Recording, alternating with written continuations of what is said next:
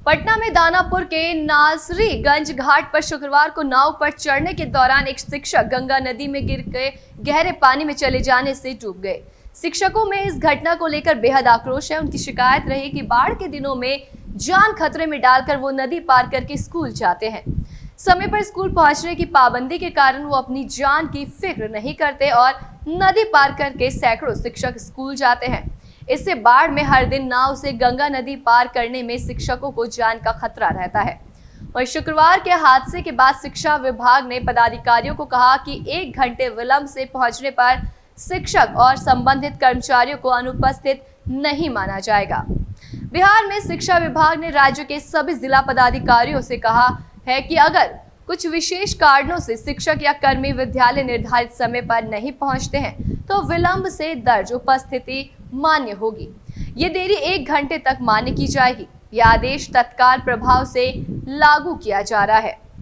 शिक्षा सचिव वैद्यनाथ यादव ने जिला पदाधिकारियों को निर्देशित किया है कि जिन घाटों से शिक्षक कर्मी स्कूल के बच्चे अपने विद्यालय नदी पार करके आते जाते हैं उन घाटों पर सरकारी नाव की व्यवस्था की जाए।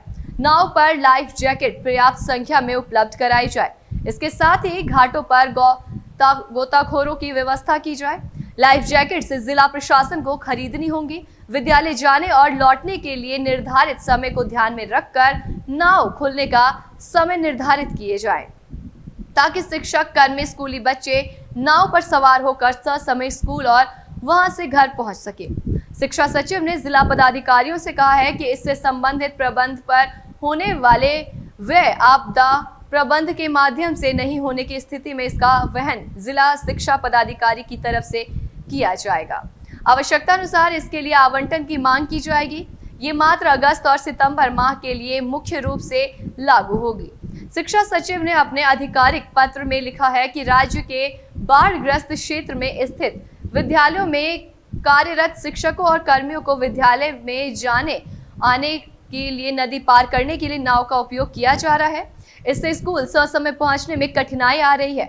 इन सब बातों को ध्यान में रखते हुए बाढ़ग्रस्त क्षेत्र स्थित सभी सरकारी विद्यालयों में कार्यरत शिक्षकों और कर्मियों के विद्यालय आवागमन के संबंध में ये जरूरी दिशा निर्देश दिए गए हैं। उल्लेखनीय है कि दानापुर के नासिरीगंज घाट पर स्कूल पढ़ाने जा रहे शिक्षक की डूबने से हुई मौत को शिक्षा विभाग के अपर मुख्य सचिव ने संज्ञान में लिया। शिक्षक की मौत पर बेहद चिंता व्यक्त की है। इस घटना के तत्काल बाद वरिष्ठ अधिकारियों से इस मसले पर चर्चा की गई है। इस दौरान कहा गया कि बेहद गंभीर मसला है, इस तरह की घटनाएं नहीं होनी चाहिए।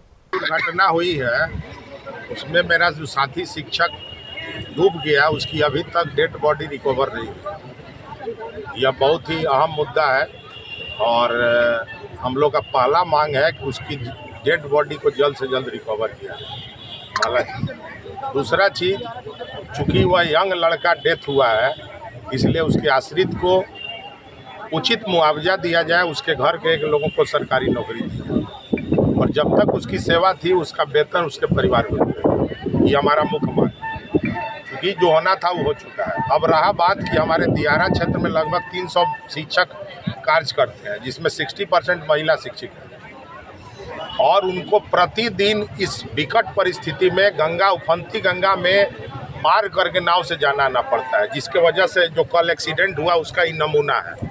आगे भी कई एक्सीडेंट होंगे। ये ई शिक्षा कोर्स में ऑनलाइन और यह जब से ऑनलाइन अटेंडेंस शुरू हुआ है उसमें शिक्षकों को 9 बजे उपस्थिति अपने विद्यालय में जाके दर्ज करनी रहती है, इसलिए शिक्षक और ज़्यादा बेचैन रहते हैं और बेचैनी में रोज इस तरह का एक्सीडेंट हो रहा है। सारी तैयारियाँ कितने नाव दिया गया है जो शिक्षकों को? जो नदी उस पर शिक्षक जाते हैं उनमें बिल्कुल 12 नाव दिया गया है अभी। उसके अनुरूप वो लोग जाएंगे और क्या कुछ विशेष व्यवस्था नाव पर किया गया?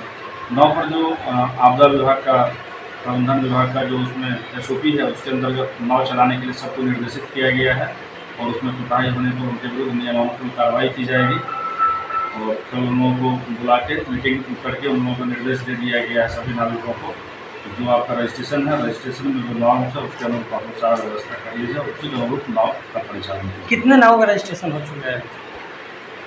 अभी अनुमंडल से हम लोग को नाव आया है 24 नाव का भी आ गया है।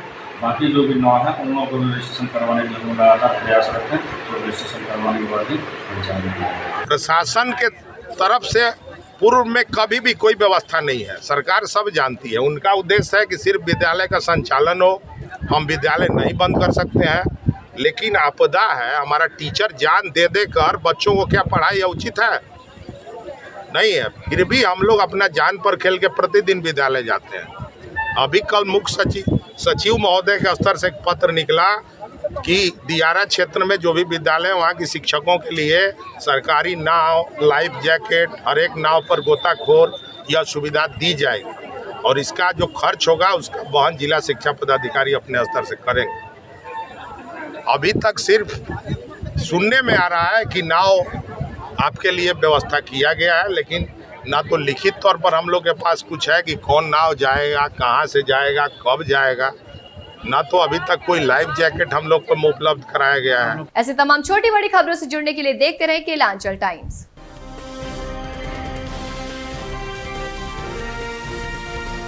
केलांचल टाइम्स, हर खबर पर हमारी नजर।